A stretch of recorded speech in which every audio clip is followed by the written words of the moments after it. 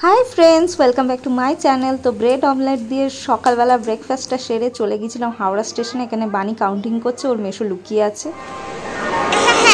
আজকে কি ভারী মজা হবে তারাপীঠে যাওয়ার সময়। আর মেশো তো রাস্তায় আছে, মেশোর সাথে একটাও দেখা হলো না এখন এসে। মিমি তো মজা করে বলছে যে মেশো আসবে না, মেশো হাওড়ার বাড়িতে, ওই মেশো অটোতে আছে, সেই জন্য মিমি আমার সাথে মজা দেখাচ্ছে। এই দেখো আমি একটা সুন্দর ব্যাগ এনেছি। আমরা কোথায় যাচ্ছি? আমরা হচ্ছে তারাপীঠে। আর মেশো তো এখানেই নেই, শুধু মিমি মেশোটা এসেছে হাওড়ার বাড়ি চলে গেছে। হাওড়া বাড়ি চলে গেছে? হ্যাঁ, মিমি মজা করে বলছে। আমার নাকটাকে সিঙ্গারা বলে মিমি, আর কানটাকে গজা বলে, দাঁতটাকে চকলেট বলে, হাতটাকে আঙুলগুলো ফ্রেঞ্চ ফ্রাই বলে। তো বানির কথা শুনে বুঝেই গেছো আমরা বসে পড়েছি ট্রেনে। ট্রেন এসে গেছে আর এইদিকে সবাই বসে গেছে। আর বানি তো মেশোকে ছাড়বে না। আমরা যাচ্ছি তারাপীঠ। এই ট্রেনে উঠে গেছি আর ট্রেন ছেড়েও দিয়েছে।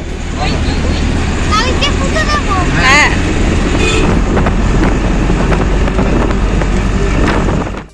রাত্রেবেলা মাকে দর্শন করে এই ঘাটে চলে গিয়েছিলাম। আমরা কোথায় এসেছি? তারাপীঠে গেছি না, এসেছি তারাপীঠে এসেছি। আর কি কি করলাম এসে? আমরা এসে পুজো দিলাম। আমরা হচ্ছে খেয়েছি চাটনি, ডাল, লাস্ট থেকে ফার্স্টে আসছো, আর হচ্ছে ফিশ খেয়েছি।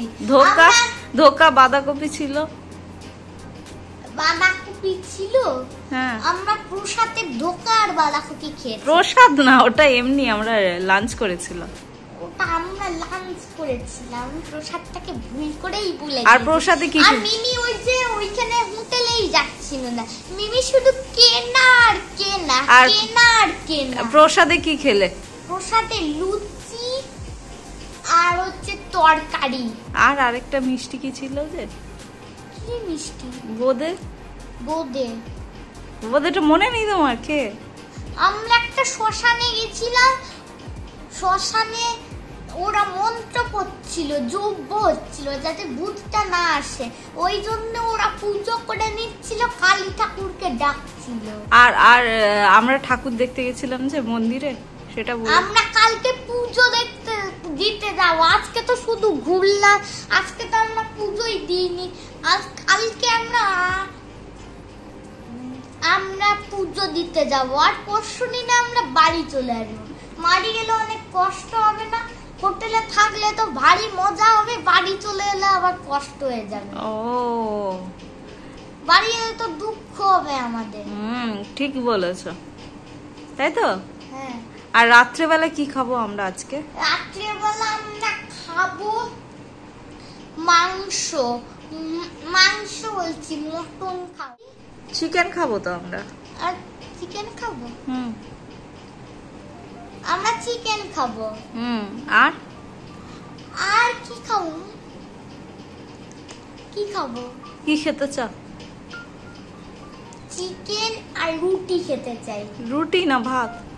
চিকেন আর রাইস। হ্যাঁ। আচ্ছা, চান করে রেডি হয়ে গেছি ভোর রাতেই বলতে পারো, এটা নেক্সট ডে। তো সকাল সকাল রেডি হয়ে চলে গেছিলাম পুজো দিতে।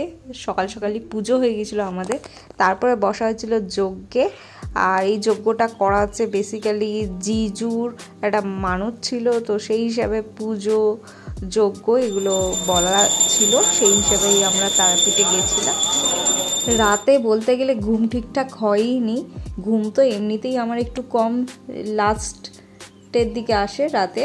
তো একটু টাইট ছিলাম বলে তাড়াতাড়ি এসেছিলো, তাও মানে এত তাড়াতাড়ি উঠে চান করতে হয়েছিল না, ঘুমটা ঠিকঠাক হয়নি। আর এইটা এসে গেছে মায়ের ভোগ, মহাভোগ।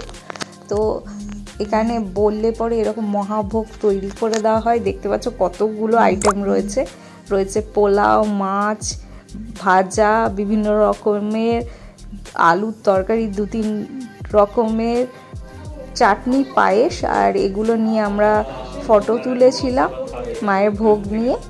তবে এই যে ভোগ দেখতে পাচ্ছ না, আমরা খেয়ে শেষ করতে পারিনি, আমরা হোটেলে যারা ছিল তাদেরকেই দিয়ে দিয়েছিলাম, কারণ এই ভোগ খেয়ে শেষ করা খুবই মুশকিলের ব্যাপার।